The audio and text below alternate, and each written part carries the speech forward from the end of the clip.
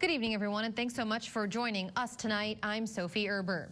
The holiday season is here. Sundown tonight marks the first night of the celebration for the Jewish people, and it all begins with lighting the menorah. KCAU 9 News reporter Lydia Vasquez explaining how one congregation here is celebrating Hanukkah despite the pandemic in our top story at 5. Hanukkah is a Jewish holiday that lasts 8 days, and for one Siouxland rabbi, Hanukkah is more than a holiday. It's a celebration of religious freedom. Every year we try to have a party, and this year is no exception. We always thought of ourselves as a small group, and we still do, but because we're a small group, we don't have the restrictions that larger groups have to deal with. Hanukkah is often referred to as the Festival of Lights. Rabbi Myron says it's based upon the tradition of the oil in the lamp. When the Maccabees secured the temple, they found there was only enough oil for one day, and it would take 8 days to get more oil to keep the light burning. The lamp stayed lit for 8 days until the oil was replaced. Rabbi Myron says the miracle of light is a symbol of hope, and for one man, it's a miracle he hopes will be told every year for generations to come.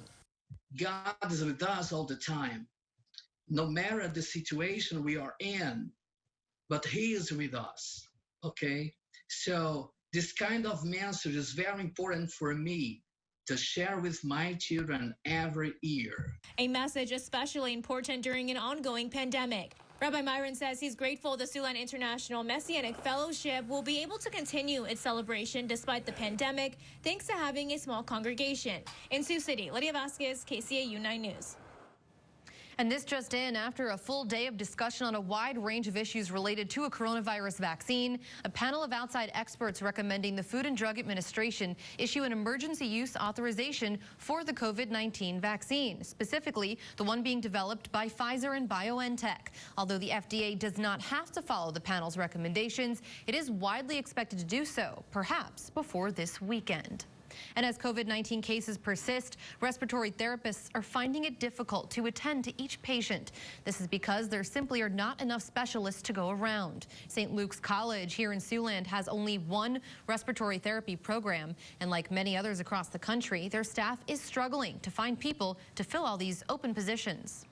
It's very difficult when there's a shortage of respiratory therapists because we've been the frontline heroes in this whole treatment of the coronavirus, the COVID-19. KCAU 9 News reporter Mallory Smith tells us more about why it's such a difficult task for them to fill these positions, coming up at 6. Let's take a look now at the latest COVID-19 numbers here in Siouxland. Woodbury County health officials say that the recoveries are outpacing new cases today. So some good news there. That is 103 new cases compared to 139 recoveries. The county totals more than 11,200 cases. In Nebraska, Dakota County with 11 new positive tests today. The county now tallies more than 3,400 total cases. And in South Dakota, Yankton County reports 23 new cases. The county there tallying more than 2,100 total. In other news tonight, the Sioux City wastewater treatment plant making strides towards becoming a more sustainable operation. This facility is now turning wastewater into a renewable natural gas through a new pipeline facility. The project does cut greenhouse gas emissions by 23,000 tons a year while also improving odor control in the area. The natural gas pipeline is enough to replace 1.5 million gallons of diesel fuel every year. The wastewater plant has always had anaerobic digestion, which is one of the last steps in the treatment process. That breaks down sludge further, and in that process has always produced gas. It's been a waste gas that's just been flared, but now we're going to use that waste gas and we're going to turn it into something that is a renewable fuel. The renewable gas is expected to generate income for the city, too, roughly $7 million annually after 5 years. Sioux City is also only one of 2 water treatment plants in the state of Iowa to have this kind of system. Pretty cool. And it's time tonight for our first check on the weather. Meteorologist Marcus Beasley standing by. Marcus, after the day we had yesterday, today felt cooler, but really we're right back where we should be for this time of year. Right, Sophie. Definitely a cool off compared to yesterday, but still above average throughout Siouxland. Normal high temperatures this time of year would fall somewhere in the mid-30s, and we were in the mid-40s today. 46 degrees in Sioux City for your high, as well as Lamar's and Orange City. 48 today in Cherokee and Storm Lake. So things warming up nicely today. We're beginning to cool off now, though, and overnight tonight Tonight we'll see temperatures drop into the upper 20s and low 30s. So again, a night where we'll see above average temperatures. Tomorrow looks like we might see a little bit of snow coming up in the 909. Sophie? All right, thanks, Marcus. A second woman is now being charged for embezzling money from a Denison credit union. Janine Keim, a former manager of Consumers Credit Union, is being indicted in district court. It's for her part in the theft of nearly $1.5 million from her job place. She's also being charged with providing false statements to auditors.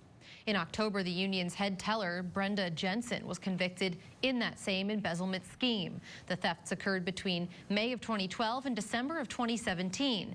We have much more about this case posted right now on our website. That's at SiouxlandProud.com.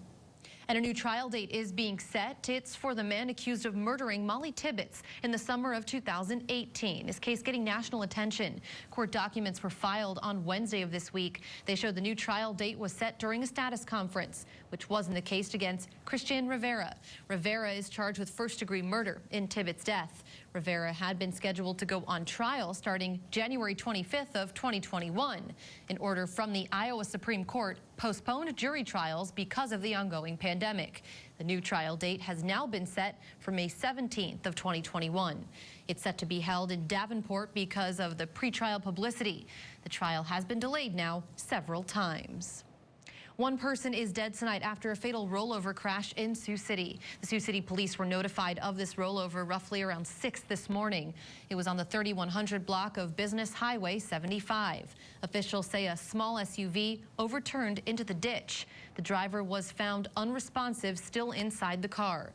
CPR was attempted on scene, but the person had died from their injuries. The driver's identity not being released at this time. If you were to find yourself in a discussion about treasure hunters, Ponce de Leon or Blackbeard might come to mind first. But in this week's Siouxland story, we introduce you to a modern-day fortune seeker. Tim joins me now with the story. Thanks, Sophie. And the loot that's being found these days by Spirit Lake, Iowa treasure hunter Mike Pashon, it may not include that sunken trunk filled with gold bars, but you never know. And it's that pursuit of the unknown that has him keeping digging. Mike Pashon is in the business of making dreams come true. I started in 1977 building houses here and been doing it ever since. He was fresh out of high school. I learned as I go. The rest is history. But Mike's brick and mortar ambitions don't hardly compare to his other pie-in-the-sky passion. I always say that I'd rather be lucky than skilled. When not building homes, Mike is a treasure hunter. But luck only plays a small part in what's added up to hundreds of thousands of targets dug. I'm more of a play the odds and try to find something old, do the research, and try to find something old as opposed to do it. And they always say that there's more coins lost than what there is in circulation. So what you're seeing here today is only about half of what I've got. And this stuff doesn't include the stuff that's in the bank deposit box yet. I probably can get in any house in Dickinson County. I got boxes of keys.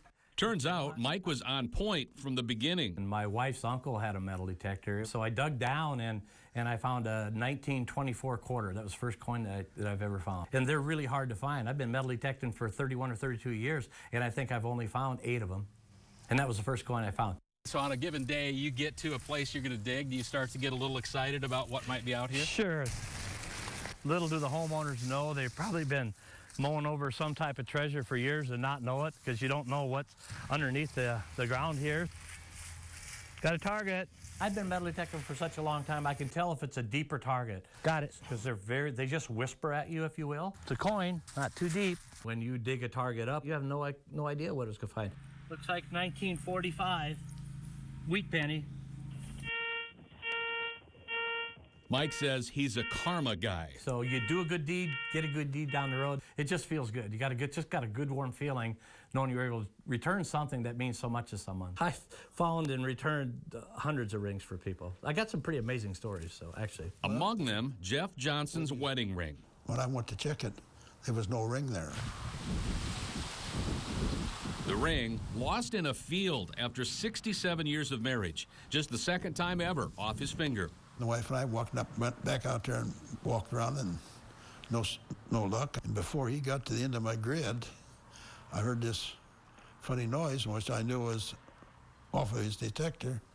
And I turned around and he had that little silver thing in his fingers. Like they say, it's who you know, not what you know, right? You're correct.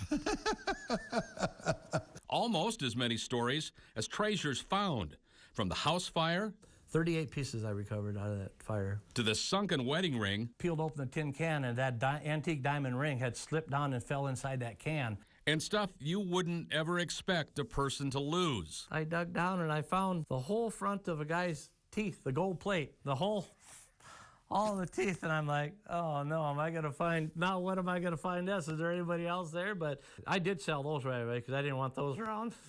I don't know how you find the owner of that, but I don't find everything, Tim. But when he does, there's usually a story. Found that 1904 political campaign slogan, which had two different candidates battling it out against each other. I didn't know that there was supposed to be a picture of the face with it. I did not know that until I Googled it some years later. He found it eventually 3 miles away. 8 years later, I was at another location miles away from that, and I found the head that had the faces on it, but not the top part of it. So pretty amazing. Of course, every metal detector That was a good target. eventually runs low on power. How hard will it be to hang up the metal detector? Yeah, so, well, I don't think I'll ever hang up the metal detector. I'm going to probably slow down a little bit when the good Lord tells me that I'm not able to Got it locked in. get up and down on my knees anymore or anything like that. But until then, It's amazing being able to give back something that someone finds so special, you know. I should mention that Michael spent hours out on a hunt for a target. He spent Right. a few minutes with us, and we got lucky and found a couple of things. But it is hard work. He's dedicated, and he takes it all very serious. Really incredible, especially I can't imagine how grateful those people are when he can return something to get them. something And back. seems like it makes them feel really good too. Pretty unexpected. Neat story. Thanks a lot, Tim. Now remember, if you know someone like this with a unique story, please do share it with us. Email us at news@kcautv.com so the rest of Siouxland can hear about them in Siouxland Stories. Well, Congress has approved billions of dollars to help companies involved in national security survive this pandemic. Why some are raising concerns now about where the money's gone. Coming up. And it looks like we're going to have the possibility of a light wintry mix tomorrow. Temperatures are going to cool off, and we'll have highs in the 30s and 40s. Details on all of that after the break. You're watching KCAU 9 News with Sophie Erber and meteorologist Marcus Beasley. This is KCAU 9 News at 5. This week, temperatures in the upper 30s and maybe even some low 40s. Looks like most of us will be able to escape any significant snow. Yeah, I'm not too worried about it. All right, thanks a lot, Marcus. Well, those on the hunt for Christmas gifts might have noticed many of the hottest toys this season are selling out and fast. We'll hear what shopping experts are saying about this situation coming up. But first, millions in loans given out by the Treasury Department raising eyebrows in Washington. It's because the bulk of them went to one company. We'll explain why next. Remarkable women are everywhere, and we want to share their stories. Help us recognize and thank a remarkable woman in Siouxland. To nominate the remarkable women in your life, go to SiouxlandProud.com. The deadline is December 20th, so enter today. The bipartisan panel that is overseeing federal relief spending is raising some red flags now. Members today grilling the Treasury Secretary over money his department gave to national security companies. KCAU 9 Washington correspondent Jesse Chernur reports. Congress approved billions to help companies involved in national security survive the pandemic. But members of the Congressional Oversight Commission, like Pennsylvania Senator Pat Toomey, are concerned about where the money's gone. Whether or not they were a prudent use of taxpayer funds. What we tried to do was establish a process so that we weren't picking winners or losers. Treasury Secretary Steven Mnuchin said his department ultimately loaned $736 million to 11 businesses. But the panel focused on the $700 million that went to a single trucking company, YRC Worldwide. Were I still in finance, I would not have made this loan. Arkansas Congressman French Hills said YRC has a history of financial difficulties. The only way YRC has survived for the last 10 years is through bailouts. And fellow Commissioner Bharat Ramamurthy asked if the close personal ties between YRC's biggest creditor and Jared Kushner, President Trump's advisor and son-in-law, also played a role. Were you aware that in 2017, Apollo loaned the Kushner companies $184 million? I was not aware of that. A new report from the Government Accountability Office says the loan to YRC was the only one fast-tracked by the Treasury Department. Mnuchin admitted it was a risky loan, but said Congress encouraged his department to take risks. In Washington, Jesse Tenor, KCAU 9 News. As kids eagerly wait for Santa's arrival, there's one thing they need to keep in mind. There's a toy shortage that not even Santa's elves are prepared to take on this year. We're taking a closer look at the issue next. It's not just the latest toys and gadgets that are in short supply. Even some of the more traditional items this year are hard to find. ABC's Andrea Fuji explains why. PlayStations and Xboxes are sold out almost everywhere, and nostalgic toys like puzzles, board games, and even Rubik's Cubes are hard to find. There is a shortage, and we are having a little bit of trouble getting the things that we want to get. The reason? The pandemic. Toy sales overall are up nearly 20% this year. It all started months ago when families were forced to stay inside and parents bought toys to keep kids occupied. That led to unexpected demand and delays for manufacturers. Crafts are so popular right now. The kids are home. They're in front of their screens a lot, and what we want is to get them away from it. And now, new problems with shipping. The Port of Los Angeles facing backlogs because of the pandemic. With fewer trucks and low staffing levels, many workers need overtime to empty those cargo containers. We have about 20 vessels in port, which is a little bit higher than normal, and 11 ships that are just outside waiting to enter. Many cargo ships come from Asia, where they're also backlogged. Some ports reported delays up to 3 weeks. Let's take a live look outside right now. Marcus returns right after this short break with one more check on our forecast coming up next. Stay with us. ABC World News is up next, but before that, let's check in with Tim for what we're working on at 6. Hi, Tim. Hey, good afternoon, Sophie. Yet another side effect from the pandemic to talk about tonight. Growing patient numbers are making it difficult for respiratory therapists to see patients, to actually be able to work with those patients. At 6, closer look at that problem. During the pandemic, of course, the lights have dimmed on most theatrical productions, but thanks to millions in new state aid, that action could soon return. Find out how theater groups are reacting to that good news. And at Christmas, dolls, of course, the top gift request for many kids. And when your favorite doll goes missing, yes, there's a problem. Coming up at 6, the story of one child's missing daddy doll. Find out why it was so special and how it got back home. That's all coming up at 6. Pretty cool. Thanks a lot, Tim. And one more check on our weather overnight. Temperatures dropping off pretty significantly. Yeah, it's going to be a cold night tonight. Temperatures in the upper 20s. The good news, the clouds actually will keep things a little bit warmer here at the surface compared to if we didn't have those clouds. Winds around 10 to 20 tomorrow. A chilly day with a wintry mix. Highs in the mid-30s. All right. Thanks, Marcus, and thank you for joining us. I'll see you back here at 6. Until then, have a great night.